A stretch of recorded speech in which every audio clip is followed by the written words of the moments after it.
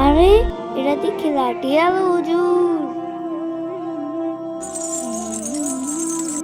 হ্যাঁ, যদি জানতে পারে আমি আর গাছের থেকে খেজুর চুরি করছি তে তো আমার অনেক মারবো।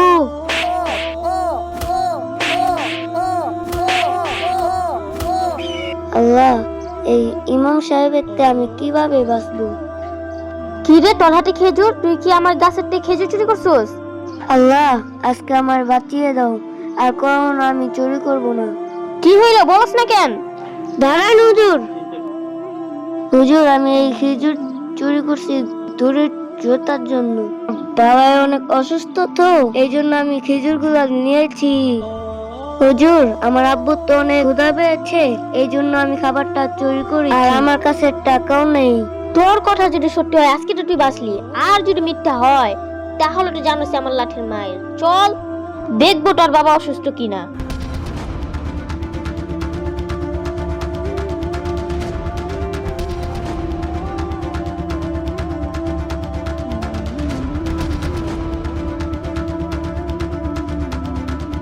আমার বাবা তো এই দুনিয়াতে বেঁচে নেই।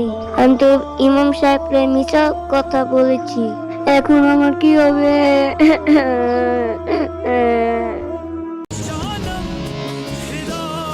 হ্যাঁ,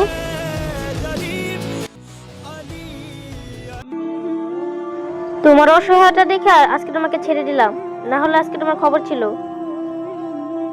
হ্যাঁ,